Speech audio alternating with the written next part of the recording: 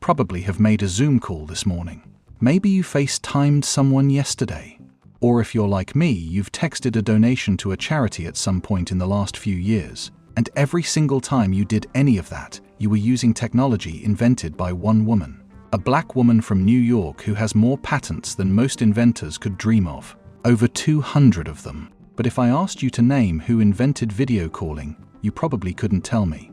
And that's not an accident. Her name is Dr. Marianne Croak. And in 1983, she was sitting inside AMPT Bell Labs watching the birth of the internet happen in real time. Most people at the time thought it was a fad, a passing trend that would fade away in a few years. But Marianne saw something different. She looked at this new network of computers sending data back and forth and had a thought that seemed impossible. What if you could send your voice through it too? At the time, phone companies were running two completely separate systems. One for voice calls using old copper wires, one for internet data using digital lines. Marianne thought that was wasteful. Why not just turn voice into data and send it all through one network? The problem was nobody knew if it would actually work. Voice calls need to happen in real time. No delays, no choppy audio. If the technology couldn't handle that, it would be useless. So she started experimenting. She called it packetizing voice, breaking down sound waves into tiny digital packets that could travel across the internet just like an email, then reassembling them instantly on the other end. And after months of testing, it worked.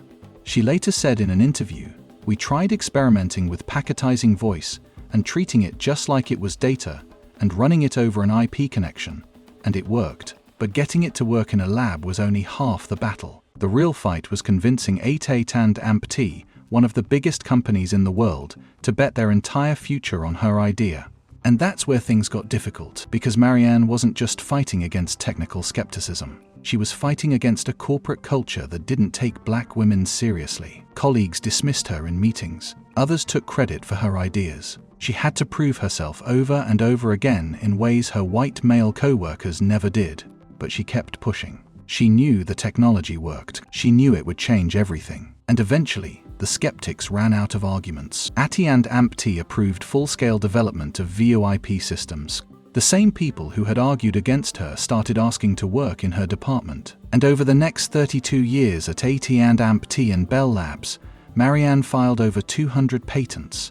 Most inventors are lucky to get one or two in their entire career. She got 200.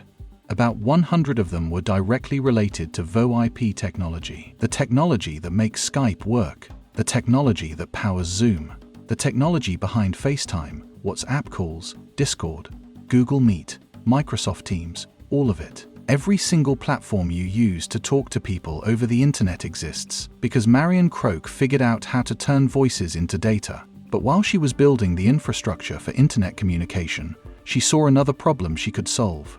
In 2005, Hurricane Katrina destroyed New Orleans. Marianne watched the news like everyone else, watching people suffer, watching relief efforts struggle to get funding fast enough. And she had an idea.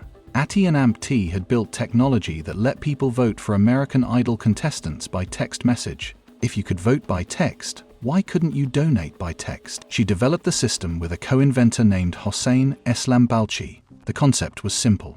You text a number.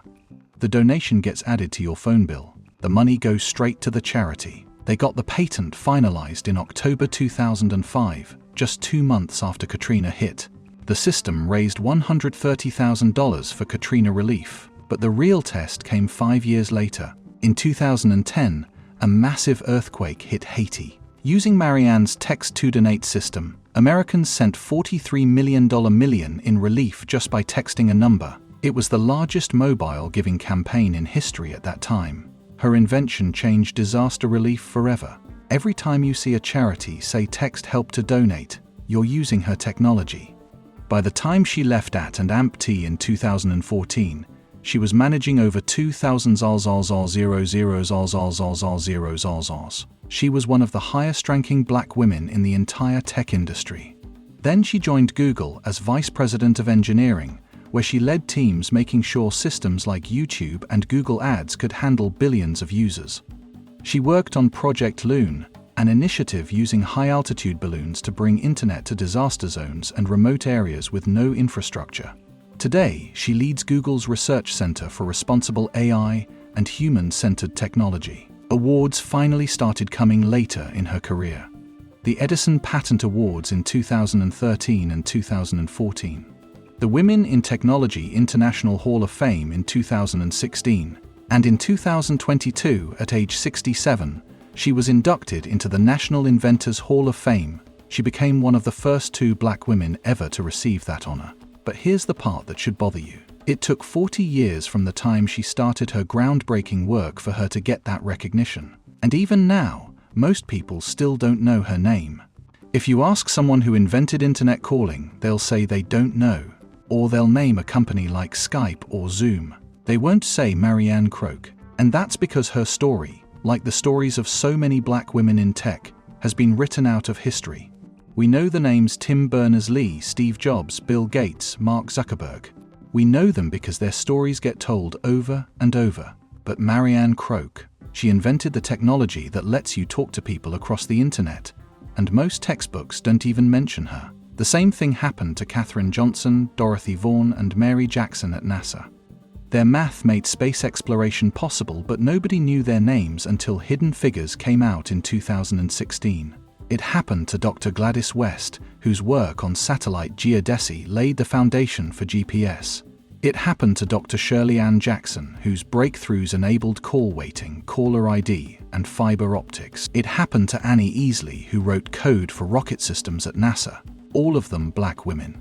All of them fundamental to building the technology we use every day. All of them erased. And the erasure matters, because when we don't tell these stories, we're telling young Black girls that people like them don't invent things. We're telling them that innovation looks like white men in Silicon Valley garages.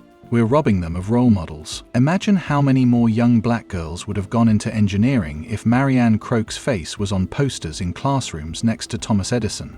Imagine the shift if her name was taught alongside Bill Gates and Steve Jobs. During the COVID-19 pandemic, billions of people worked from home using Zoom. Families stayed connected through FaceTime. Communities built around Discord voice chats. People sent donations by text to help others in crisis. All of that happened because Marianne Croak saw a future that nobody else believed in. She saw the internet not just as a tool for sending files between computers, but as a way for human beings to connect with each other. And she built the technology to make that vision real. She did it while being dismissed in meetings. She did it while watching others take credit for her work. She did it while constantly having to prove herself in ways her colleagues never did. And she still became one of the most prolific inventors in American history. Over 200 patents. Billions of people using her technology every single day. A legacy embedded in the infrastructure of modern life. Marianne has said that inventors don't need to be superhuman geniuses. She's talked about struggling in school sometimes. She said she just focused on problems she wanted to solve and kept working until she solved them. That's what real innovation looks like. Not flashes of brilliance from isolated geniuses, just people who refuse to give up. The world tried to forget her name. History tried to write her out. But every time you open Zoom, every time you FaceTime someone you love, every time you text a donation to help people in need, you're using Marianne Croak's inventions. Her work is the foundation of how we communicate now. And no amount of erasure can change that. The question is whether we're finally ready to tell the truth about who actually built the world we live in.